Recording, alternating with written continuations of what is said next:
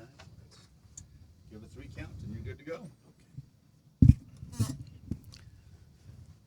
You ready? Okay. 3, 2, 1. Hello, everybody. Bob Oxley here. It's time for tips, topics, issues, and positions.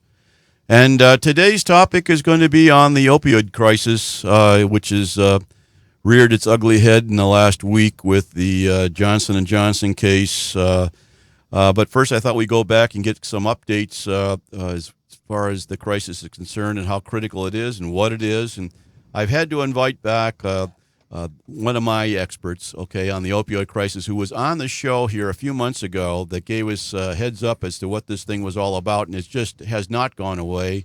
And so it's my pleasure to invite back Dr. Lish Harris, who is a professor in criminal justice, but also he's just been promoted. He's now the chair of the Applied Sociology and Criminal Justice Department here at Dixie State University. So welcome back, Dr. Harris. Thank you very much for having me. It's good to be here. All right. Can I call you Lish? Is that okay for the Absolutely. show? All right. What I'd like to do at the beginning, we always start off. When you were here last time, I was shocked at some of the numbers that you had. And so then with the Johnson & Johnson case last week, so I thought this is the best time to call you back to give you kind of an update. Where are we at in 2018, going into 2019, some numbers. How serious is the crisis? Are we still as bad off as we were? And actually begin by just indicating what is an opioid crisis, how did it get here, why are we in the situation we are? And we're kind of unique as far as the country's concerned on this. So I'm going to turn it over to you, give us a little bit of a brief as far as how did we get here and what is this thing? The opioid crisis has been going on for over a decade now.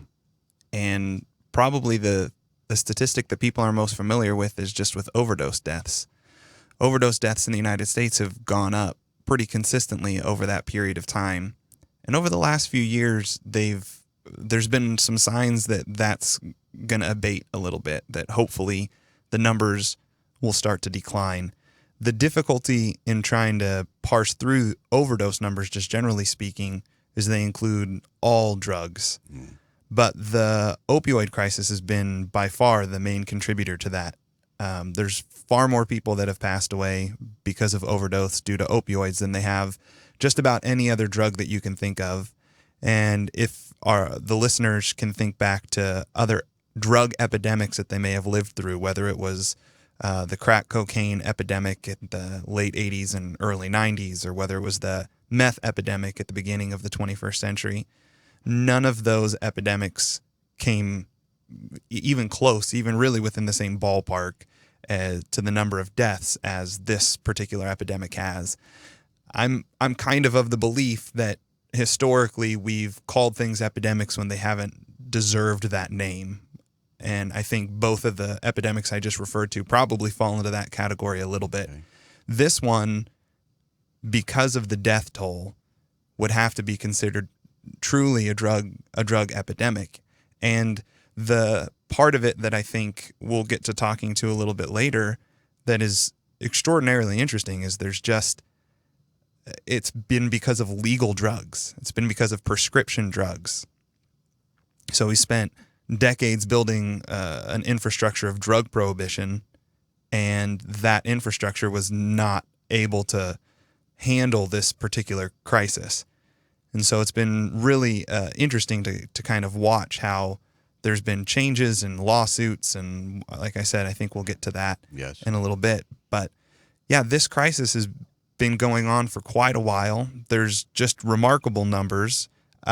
For listeners that are interested, I would recommend, I think the best resource that you can find online is the Washington Post has an opioid database that you can go to. That's interesting. It's pretty remarkable. The Washington Post and a small newspaper in West Virginia, which has been one of the states hit hardest by the opioid epidemic, they sued to try and get this information. The DEA, the Drug Enforcement Agency, has tracked every opioid pill that's been produced and where it goes.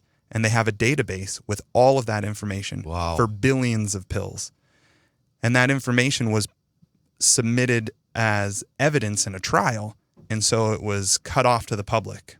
It wasn't available to the public. So these newspaper organizations, these journalists, sued to get the information so that it could be public. And when the Washington Post won that case, they created a workable database that you can search for on Google. If you just type in Washington Post opioid database, it's one of the first things to pop up. And it's an interactive database where you can actually go in and see for every county in America how many pills were distributed between 2006 and 2012. You can see the manufacturers that were distributing the pills. You can see the pharmacies in the counties that were distributing those particular drugs. But it's just an unprecedented, number of drugs that were being produced and were being distributed in that time period between 2006 and 2012. In the United States alone, there were 76 billion pills that were created and were distributed, and it's just extraordinary when you try and wrap your head around that. You'll hear statistics. One that I shared the last time that I was here, that there are enough opioids produced in the country for every adult American to have a month-long prescription, and it's just there's kind of an unprecedented number of drugs that were being produced, and that's kind of at the heart of this. It's the availability of these drugs, the way that they were distributed, the propensity of medical professionals to use the drugs, to prescribe the drugs when they weren't particularly aware of all of the consequences of those things. And then the government regulatory system just didn't really hold up its end of the bargain. And that leads us, I think, to where we are today, trying to scramble and figure out what we can do to reduce the number of deaths and to try and get less people using these extraordinarily addictive substances. Yeah.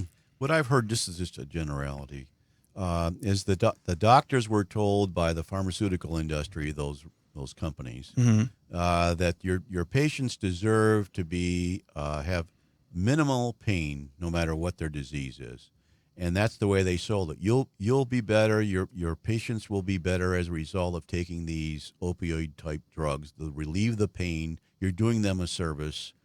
And like you said, there was no investigation on the part of the doctors that were prescribing these pills. They were believing the salespeople for these pharmaceutical companies. Is that where, in other words, was it making it easier and the patient said, "Thank you very much because the pain was relieved and I felt better"? Is that what they were doing? Is that the trap they fell into, or?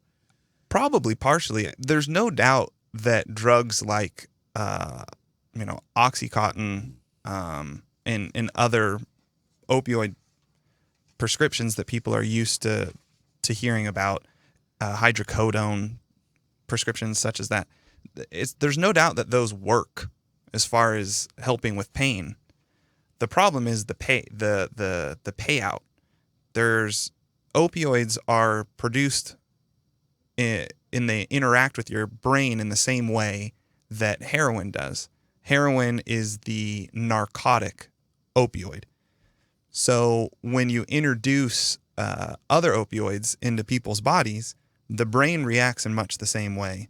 The receptors in the brain that interact with that drug provide you with a sense of relief, provide you with a sense of calm. Oftentimes people will get sleepy, very similar to the same outcomes that you'd see if someone was using heroin. They start to nod off. They get that warm flush over them. People, when they're using heroin, they're not dangerous when they're high. It's when they come down and they need the substance and their body is screaming at them to go find that substance that you run into some difficulty.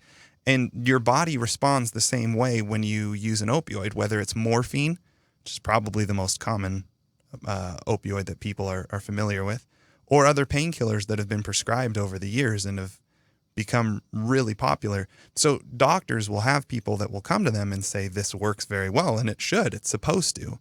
But when those substances were created for medical purposes, they're supposed to be for people that were in the greatest amount of pain. Got it. Okay. And probably the best example of that today in 2019 is fentanyl. And fentanyl has been in the news because there have been a variety of celebrities that have overdosed on fentanyl recently. Yes. Prince, for one. And fentanyl is one of those substances that when it was created to be used just for people that are essentially terminal with cancer and in extraordinary pain. And it's now been sold by pharmaceutical companies as a more common painkiller. And it's going down the same path as some of these other opioids. And in fact, if you were to project forward, that's the thing that's scary. We might have some substances reined in. There's other opioids coming down the pike that might interfere with whatever regulations we've actually put into place that are working for the opioids that exist. But I do think that doctors oftentimes, they have stressful jobs and they have lots of people coming to them saying that they're in pain. They've been told that these pills work. Their patients are telling them that they work, and so they prescribe the pills.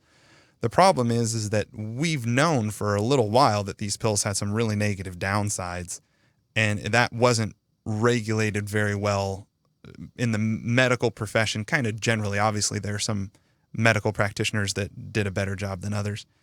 And on the government side, we just didn't do a very good job regulating that from the DEA level or the FDA level. So, Wow. I've just got a couple of things here from the CDC. They indicated that 68,557 people died in 2018, that 72,224 people died in 2017. And so they're saying that painkillers like morphine, codeine fell by 14.5%, but they come out with a report that just verifies what you just said. However, those linked to synthetic opioids like fentanyl still rose, and they said that fentanyl is to be up to 100 times stronger than morphine and has flooded the illegal U.S. drugs market. So that goes along exactly what you're saying. So there may have been some steps on the part of the doctors to be more cautious about those, but now we're saying that synthetic opioids are running rampant, 100 times stronger than morphine. I mean, we've got people dying as a result of just that. yeah, the lethal toxicity of fentanyl is an extraordinarily small amount. It's like less than what would fill the size of a penny. Oh. And because it's so extraordinarily strong. So it's one of the reasons that has been linked to so many overdose deaths, because people will take it or it'll be laced into some other substance that they're using, and it is extraordinarily strong. And so it knocks people out, and oftentimes they don't recover. The difficulty, again, with kind of regulating that market as a whole is the companies that produce these substances, they produce them for medicinal purpose, for legitimate medicinal purposes. And we want people to have access to things that help them live their life more comfortably. I think we need to have conversations more often about what is a comfortable level of pain for people to live with, that pain is kind of a general part of life, that there might be healthier ways to try and go about alleviating pain than just pills. You mentioned at the beginning that this is a problem that's somewhat unique to America, and that's very true. It is an American problem in the sense that we are a pill-heavy country. Yes. If there's something that bothers us, we think that there's a solution that we can access easily and we can swallow, and it makes all of our problems go away. And so we consume just an extraordinary amount of the world's opioids. You know, we're 5% of the world's population, but we consume much more than 5% of the world's painkillers. So I think there are some cultural things that might have contributed to our over-reliance on those substances. And the companies are profit-making companies, so Yes, they're going to continue to make those pills. And again, as we'll talk about, I think shortly, some of those companies have made just an extraordinary amount of money over this period of time. And the problem becomes, what do we do with companies that are producing highly addictive substances and making profits off of those substances, and then people become addicted to those substances? If the company knows that this is happening, what is their responsibility? Yes. What is their responsibility to the medical practitioners that are providing those substances? What are their responsibilities to people that get addicted to those substances? I find it interesting on a lot of different levels to parse through those questions, especially when you compare it to the way that we've dealt with other people that have dealt substances that are addictive over the years, and how quickly we've been to demonize and criminalize individuals that have done that. So I think that juxtaposition is interesting. But on a practical level, I don't think we're at the end of the opioid crisis. I think it's great that we've seen a reduction in overdose deaths. I think more people are aware of the dangers, especially in medicine. More people are aware of that. There are less pills that are being used and less pills that are being prescribed, but we still have a whole host of people that became addicted to these substances. And then when that happens, they have to turn to something else because the pills are more expensive on the street than heroin. So when you get addicted to an opioid and you can't afford it anymore, you can't get your prescription filled, or you can't fake a prescription, or you can't doctor hop, or whatever other technique they use to get their fix, they end up going to the street and trying to buy narcotics, which are obviously less safe for a variety of reasons, but they're also cheaper. And it then conflates these two issues in a way that becomes kind of uncomfortable to parse through. When I was in graduate school, I did some research with a professor where we were talking with individuals that were incarcerated for drug offenses. Okay. This was, again, kind of at the nascent stages of the opioid crisis, right at the beginning. And I remember going in and talking with individuals, and I was shocked how many people kind of had the same story when I was going through these surveys with these inmates. I would hear more frequently than any other story, I got in a car accident, or I fell off a ladder at work, or I broke my leg skiing, or I fell off my bike and I hurt my ribs. I got these painkillers from my doctor. I got addicted. Then I was on the street looking for drugs, or I robbed a pharmacy, or I was lying to doctors. We found there are multiple people that were incarcerated for forgery prescription. And it was obvious then. This would have been in 2006. Wow. It was obvious then, if you spent any time in correctional facilities, that this was an issue. And we're 13 years later, and we're still kind of stuck in the middle of this thing. I think a lot of it has not just been people's ignorance. I think they have chosen to be ignorant about it on the corporate level. They've chosen to try and ride it for profit. And I think that's what's led to a lot of the lawsuits that we've seen recently. Yeah, we're gonna get into those in a little bit. Let me just throw this one at you. When the U.S. government allowed drug companies to advertise on the networks, they took the shackles off. Mm-hmm. And if you look at any programming, and you look at how many drugs that are being promoted, and anything that's wrong with you, this can fix it. And then they have 1,000 disclaimers in little fine print. Yeah. They talk real fast. It's no wonder when you were saying about the U.S. society falling into this drug addiction, it's no wonder. Every time we turn around, there's supposedly a drug that's going to fix our problem, our ailment. Yeah, we are one of 2 developed nations in the world that allow direct-to-consumer advertising from pharmaceutical companies. I believe the other one is New Zealand. I apologize to all Kiwis if I'm wrong about that. But the direct-to-consumer advertising has undoubtedly increased the number of drugs that people are exposed to. You are far more familiar with prescriptions that are available today than you would have been before that change. Go to the doctor and the doctor would prescribe something to you. Now people go to the doctor and they demand that they have this particular substance. They have this particular prescription. Opioids or painkillers advertised.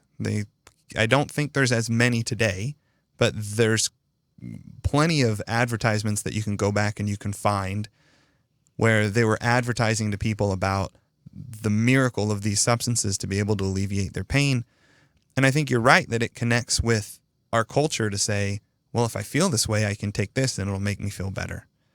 I think one of the things we have to realize about prescriptions is that for everything that you ingest into your body, prescriptions or otherwise, it does some good things and it does some bad things. And especially foreign or synthetic substances like prescription drugs, they might help with the pain that you're having in this part of your body, but they might exacerbate problems that you're having in another part of your body. Yep. And again, there is, we have those pill cases, the, Saturday through Sunday That's pill right. cases. That's right. And those are sometimes it always kind of shocks me to see how big they've gotten over the years, that you can stack a dozen pills into one of those days and you're popping those pills. And again, I know that there are people that are in real pain or in real discomfort, and they need to find ways to alleviate that discomfort. I'm not saying that there shouldn't be anything for people to take. I think people just need to be extremely aware of what the actual potential consequences of taking that substance are. The last time I was here, I advocated for alternative substances to be used. Yes, you did. One of those being medical marijuana. In states that have legalized marijuana for medicinal purposes, they've seen a reduction in overdose deaths when it comes to opioids. Wow. People can find other ways, and that's not the only way that people can alleviate their pain. But if you provide a way that is less lethal and less addictive, that it literally saves lives. And I think we need to continue to explore those. I think we need to have a better conversation with medical practitioners about what options people have. I think some of these resources we have, like the opioid database I mentioned earlier from the Washington Post. Yes, that was wonderful. I think those types of resources where people can find out if there are doctors or there are pharmacies that are essentially overprescribing these substances, that type of information, again, it can literally save lives. I think that's really important to have access to that type of information. Yeah. I think you're absolutely right. I think that we've got to step up, and the doctors are playing the doctor hopping game. That there's doctors out there. You just go and say, I don't feel well, and they prescribe whatever you want. Okay, we've got to clamp down on that.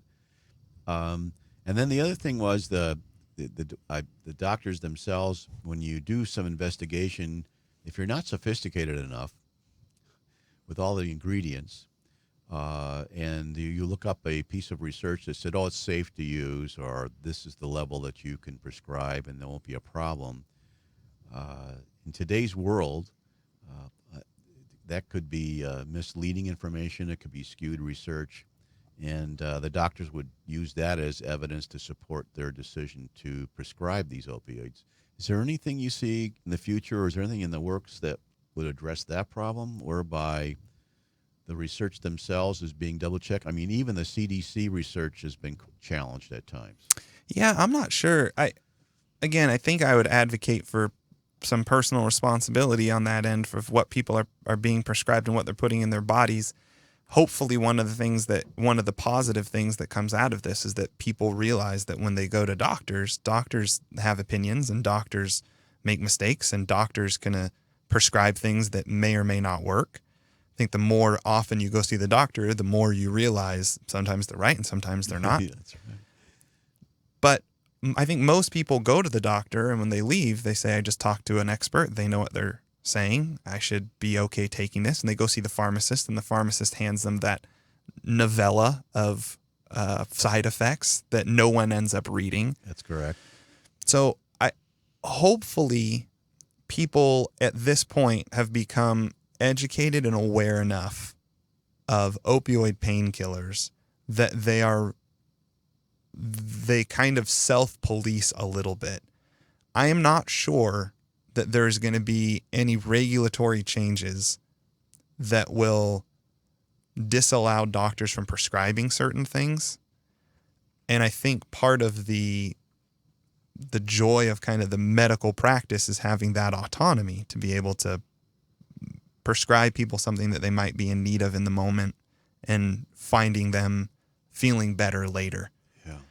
So I don't know if there's anything coming down. Maybe in the future, there will be some more restrictions when regulatory bodies get a little bit more on board with how dangerous these drugs have been. But I don't know of anything happening right now that is going to be a quick fix for that problem outside of medical practitioners starting to really realize the dangers and advocating other types of prescriptions or other homeopathic resources that people can use. Fantastic. I'm going to take a short break here. And then when we come back, listeners, we're going to take a look at some of the court cases in the recent news that you've heard about. We're going to talk about that and whether or not they are a detriment for this opioid crisis. We'll be discussing the cases themselves, Johnson & Johnson and Purdue, possibly. So stay tuned. We'll be right back. Don't go away. This is Bob Oxley for Tips and saying goodbye. We'll be right back.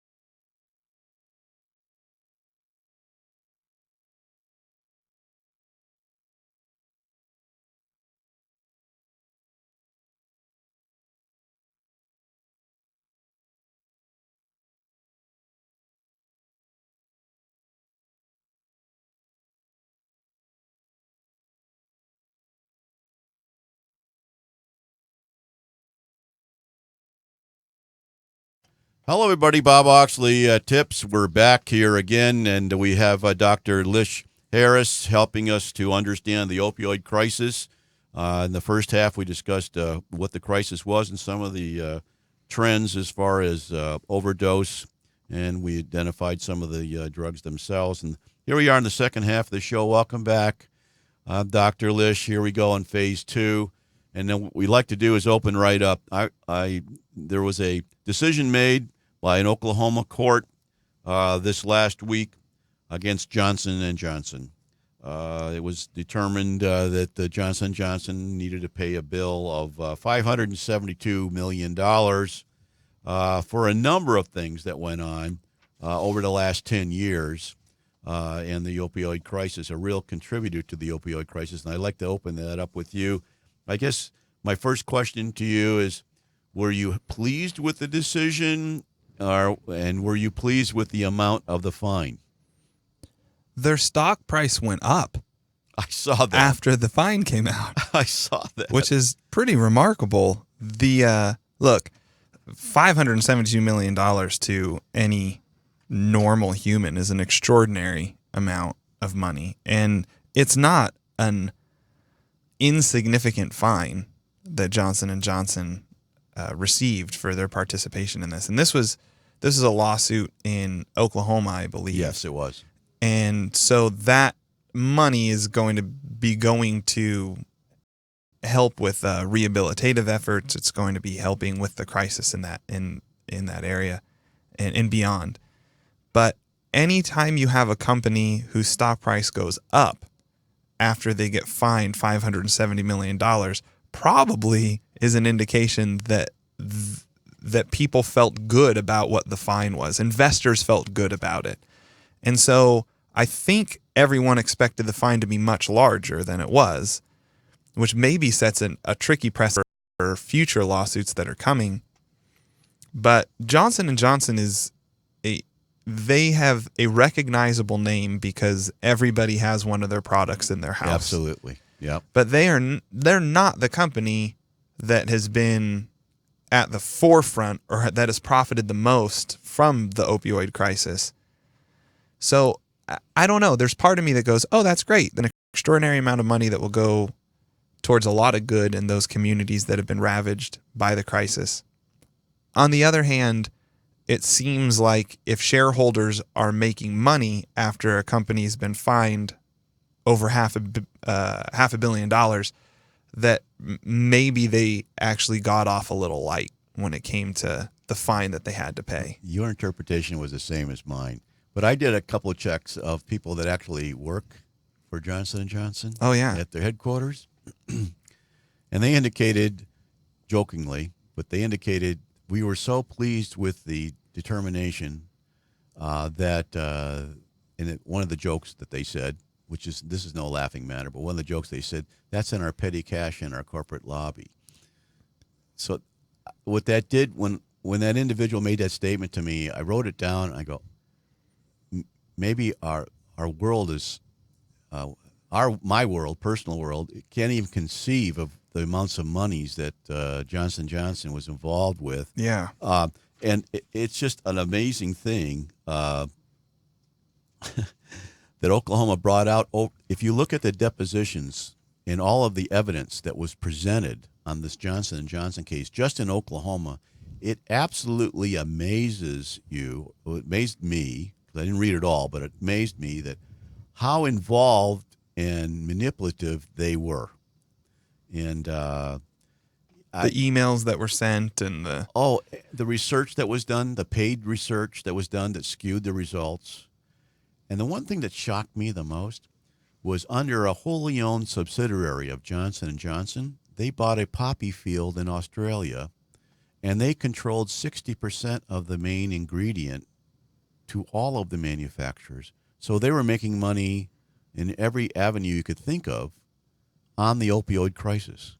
It's really remarkable. I mean, again, to get back to the size of their fine, I was looking up online. Their revenue in 2018 for Johnson & Johnson was about $81.5 billion. So $572 million out of that pot is, it's not a lot. It's, the amount of money that they make that amount of money in revenue in less than a week. Yes. So it'd be the equivalent of someone who's making, a living wage in the United States being fined what they would make in about a week.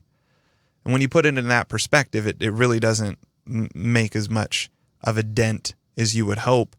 And as you said, the lawsuits have brought to light how complicit the companies have been in the distribution of a substance that they knew was addictive and was lethal for a lot of people that were taking it. And so there has to be some culpability among those companies. And I think people I think it makes sense for people to be upset that at the end of the day, a company like Johnson & Johnson will pay less than a week's wages to kind of clear their name in this particular crisis when they've helped propel this crisis that's led to nearly 500,000 deaths. 400,000 deaths, I think, has been the total since the beginning of turn of the century. Yeah, what they quoted from the CDC said that the opioids have directly been attributed to 400,000 overdose deaths in the U.S. between 1999 and 2017. And that came from the CDC. Yeah, it's a remarkable amount of harm that's been caused for profit. And when, again, I feel like if we went back to 1999, the companies may not have been fully aware of the substance that they were shipping out. If we want to give them the benefit of the doubt, then we can. But it didn't take long to realize that this was a problem that was resulting in the deaths of hundreds of thousands of people over the last couple of decades. So when that's all put into perspective, it just, again, for me personally, it doesn't feel like they were handed a very stiff sentence. And when you compare that to other individuals that have participated in the distribution of addictive substances, it really kind of makes you scratch your head at best. That's the point I was making. Yeah, if not say some choice words under your breath. And for me, I mean, I spend time, as I mentioned before, I spent time in correctional facilities talking to people that have been incarcerated for substances. I study drug prohibition. I teach classes on it. We have discussions in my classes about some of these discrepancies. And when you start to take a look at, again, individuals, New York State, to their credit, I think are going to expunge a whole bunch of different cases that were marijuana cases. Yes. But across the country, we have people whose lives have legitimately been derailed in an extraordinary way, where they're felons, where they're unable to find employment if they're not incarcerated, where their lives have been torn apart for years on end because they've been incarcerated for far, far less damage than these multinational companies have done. And that's where it starts to really sit uncomfortably for me, because I think in these cases, Johnson & Johnson, this is the cost of doing business. The cost of doing business for them is they've made billions of dollars selling these products, and then they pay a little tax on it. And then they get to go about producing baby powder and all the rest for everybody else. And they're not the only company. In fact, the company that has produced the most pills during this crisis was a company called McKesson, which most people, it's a company they've never even heard of. And talk to us about that. Well, McKesson is an extraordinarily large corporation. They're one of the biggest companies in the entire United States. I think they're like the 5th largest corporation. Johnson & Johnson, huge company. I said they made about $81.5 billion in 2018. McKesson made $208.4 billion. Wow. And Johnson & Johnson has their hands in a whole lot of different products. McKesson is all in pharmaceuticals and medical supplies and all tied up in that. They are an extraordinarily large company. They made billions and billions of dollars off of products like opioids. And again, I mentioned that you can go on websites and you can see who the distributor is for most of the pills in an area. For Washington County, the main distributor of opioid pills is McKesson Corporation. Wow. And they make a lot of money. They could afford to pay a $10 billion fine, a $10 billion with a B dollar fine. And that is just a chump change when you're pulling in $210 billion a year. There are people in these corporations that knew what was going on, and none of those people are, to my knowledge, facing criminal charges for what they've done. Because of our legal system, it's very hard. the corporation is the individual. Yeah, well, and then there's a lot of overlap between some of the cases that we see with these drug companies and in what we've seen over the last couple of decades with financial crimes. And there's doctrine that's out there in the legal system, especially in the federal legal system, that basically stipulates that you shouldn't punish a corporation beyond its capacity to continue to provide for those that work for the corporation, because you don't want to do more damage to innocent workers at those companies. I mean, for a company like McKesson, for as large as it is, it has 80,000 employees. Wow. The large majority of those employees aren't making these decisions. It's always been curious to me that the fallback on that is to fine companies an amount that's big enough that raises some eyebrows, but small enough that it doesn't really hurt the corporation. Where the other alternative can be fine the executives and people that are in high up management positions and prosecute them criminally. If you do that, the company's not going to fold. They can find someone else to run the company. And you're also really putting a deterrent out there for people that are in other positions of power, that they're going to be held personally responsible for some of the hundreds of thousands of deaths that their companies might be causing. It seems like that would be a place to fall for the justice system, where it could actually try and seek some justice and not injure these companies in a way that innocent workers and employees are losing their way And that's who pays. to earn money. It is. It's not the executives. Like we just said with Johnson & Johnson, their stock price went up. I know. So the executives there, they pay the fine. Their stock portfolio goes up. The workers, they're fine too. But, maybe we should talk about Purdue Pharmaceuticals a little bit, but there's possibility that company is going to go bankrupt because of the pending lawsuit in the state of Ohio, where they've clumped together about 2,000 cases of people that are suing the company. To go along with Purdue Pharma, I looked up, Oklahoma actually settled with Purdue earlier this year for $270 million. And they also settled with Teva Pharmaceutical for $85 million. And so that left Johnson & Johnson as the lone defendant when they came in, and they thought they did a great job at 590, was it 572 million. And then when you do the research on these corporations like you have done with McKesson, this is chump change. This is nothing. Yeah, it's again, it's hard to wrap your mind around. I always tell my students whenever we talk about this stuff, I teach a white collar crime class, and we'll talk about corporations that have been fined billions of dollars.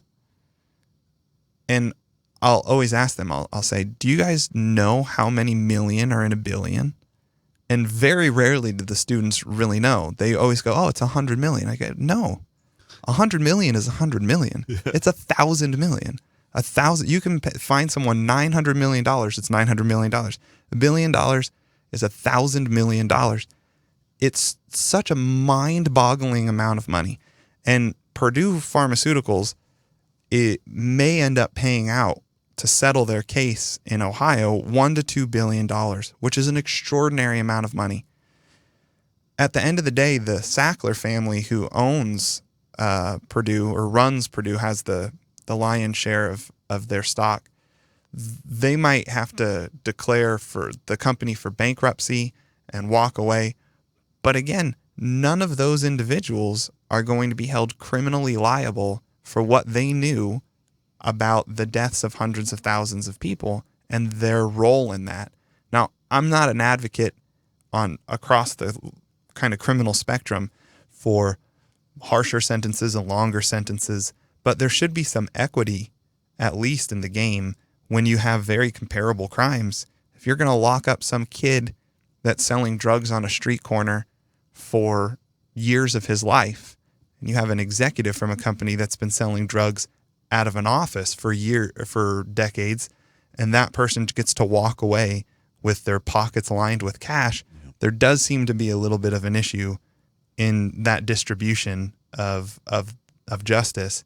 And so I'm curious to see in particular what happens with the Sackler family, because I don't think there's going to be criminal charges that are brought against individuals, because in corporate cases, it becomes really hard to establish motive. It becomes really hard to establish certain legal criteria that you need to find someone or to prove that someone's guilty beyond a reasonable doubt. But man, it just feels bad. It just feels bad to know that there are these corporations that have produced this true crisis in America and have profited from it. And then when they do get fined, it ends up being kind of a shrug and they can walk away. And they probably built right into it. What do you think our exposure would be on this if they catch us? Absolutely. It parallels white collar crime on the corporate level really well, where people will know, well, we might get in trouble for this, but we'll pay a fine and we'll keep going. And again, to borrow terminology kind of from that world, a corporation like McKesson and Johnson & Johnson, they're too big to fail. There's too many employees, and the legal doctrine that's used in the Department of Justice on a federal level is to not financially cripple those companies, because it will end up having a ripple effect throughout the company and end up hurting a lot of people whose livelihoods depend on it. So you have to balance that out. And I understand that balance. I actually think it makes a lot of sense, but I continue to fall back on, then why not prosecute people criminally? Because that doesn't affect the rest of the employees. They're not losing their job, but it's still individuals that knew what was going on and profited the most from what was going on are going to be held accountable for those decisions. And to go along with that line of thought, when you talk to CEOs, they said it's really simple. I'm given a list of things that I'm going to be measured upon, and for me to get the bonus that I'm after, the 3, 5, 10 million, $20 million bonus at the end of the year, Mm-hmm. I'm going to do whatever it takes to identify and to succeed and exceed those given parameters for my bonus. So I'm sure there's a way in there. They're saying, well, if we cross the line here and amongst our trustworthy people, then, and even if we get caught, our exposure is minimal. I honestly believe that it's an ongoing process, and so it's a catch-22 situation. People work hard to get to that CEO. They do the cultural capital thing, and they come back and they weigh what's my return on my investment and what's my exposure, and that's Yeah. the determining factor. And that's how these big corporations move forward, and they get the attaboys from the board of directors when they show their profitability and growth. And Well, I think that undoubtedly there had to be high fives in the Johnson and Johnson office. absolutely, I mean, again, when you get fined for your participation in what has undoubtedly been an American tragedy on the drug front over the last couple of decades, and you get fined and you can walk away and your stock price goes up, it's really remarkable. One of the most kind of twisted aspects of all of this is when there are substances that exist out there that can reverse opioid overdose. So there's a drug called naloxone. Narcan is the most kind of well-known brand of that. And if you go and you visit EMT specialists, that ride along in ambulances, you go and visit firehouses and talk to firefighters, almost all of them have Narcan on them in America now, because if they get called out to someone that has overdosed, they can inject them with Narcan and they can save lives. It is a legitimate lifesaver, which is fantastic. I think it's one of the reasons we've actually seen a reduction in overdose deaths. If you go and you look at the companies that are making money off of Narcan, it's oftentimes the companies that produce the opioids. It's almost like the snake oil salesman that used to come through town and he'd sell both the poison and the antidote. Again, if you're a company, if you're a profit-seeking company, good for you in being able to make money on that end. The conflict of interest is just ripe. I don't know how to completely wrap my head around it. That there's companies that produce this drug that causes extreme trauma across the country, and in some areas it's hollowed out certain areas. I mentioned West Virginia earlier. yes.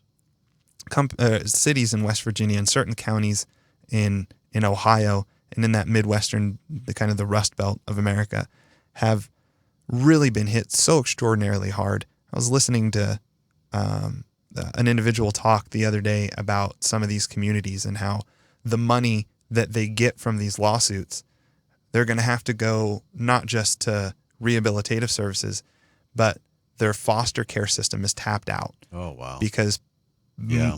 parents were overdosing together and the kids were left alone. Like they are so overwhelmed on just all social services in general that they need funds desperately. The companies that were profiting from this type of destruction then are profiting off of the drug that can help save people that find themselves in that. And it just kind of makes your stomach churn a little bit when you try and look at the totality of what's been going on. Now, the drug Narcan and other drugs like it, thank goodness for them. And I hope they're available to people across the country that need them and that can help save lives. But again, there's something twistedly ironic in the companies making money off of that after having spurned on this crisis and then getting fined such a little amount that, again, they can high five in their corporate offices as they watch their stock price climb up. And I just thought of another angle on this. So let's say Johnson & Johnson say, well, they cut back whatever on the areas that they've been identified in the court case. They cut back on that particular product, opioids. Mm-hmm. But they can now make the money up with the drugs that are going to resolve, or at least attempt to resolve the problem, just like you were saying. it's a win-win situation. There's no exposure whatsoever. We're going to make up for it because we're going to wave the flag and we're going to be the savior of the opioid crisis, even though we're the ones that created it. Yeah, again, it's also interconnected in such a strange way. And I'm really hopeful that some of these lawsuits will lead not just to changes within the corporate structure of these companies, although I'm pessimistic that will happen. But I hope that this is something that will lead to regulatory changes, that enforcement agencies like the DEA will take their role in regulating this particular aspect of the drug market a little bit more seriously. Again, especially with drugs, if opioids go away or if their role is diminished as a painkiller, it's not going to displace the pain that people feel. It's going to those individuals that are in pain are still going to need something to help alleviate that pain. And so hopefully we can learn from the mistakes that we've made in regulating pain medications, and we can do a better job making sure that the pain medications that are available to people are not pain medications that are essentially going to lead them down a path of narcotic use and overdose. I think if we can learn that lesson, it's not going to make what happened better, but we can hopefully avoid some of the same pitfalls in the future. So what you're saying is we really need more regulation, and we need the agencies to be more directed. I think we need the agencies that are there to do their jobs better. Again, the DEA is the agency that regulates the number of pills that are made. These companies cannot make the amount of pills that they make unless the DEA signs off on it. So when the opioid crisis hit, there were pills that were being purchased, 76 billion pills over a 6-year period. The government regulating agency that was supposed to oversee all of that said, thumbs up, good job, keep on pumping out the pills, essentially, right? They didn't tell them to scale back. When they have told them to scale back, has been in such a... The big thing is who paid for it. Sure, yeah. And with Johnson & Johnson, with all these wholly owned subsidiaries, all the... dispose of them. Okay. I think that's one of the steps that kind of on a household level, people of putting off helping someone that has this issue that has become addicted. Health and Wellness Center, those resources for students are free. So they should definitely take it. Coming with us in today and really explaining where we are with opioid crisis and up your insight. We'll a number of other sources out there, but we're live 24 hours, 7, and you'll go to Facebook or Twitter or Podbean or whatever you want to see. Ladies and gentlemen, once again, I want to thank you for joining us. We'll see you or hear from you or listen. You'll hear from us next week on Tips, Topics, Issues, and Positions. This is Bob Oxley signing off for this week.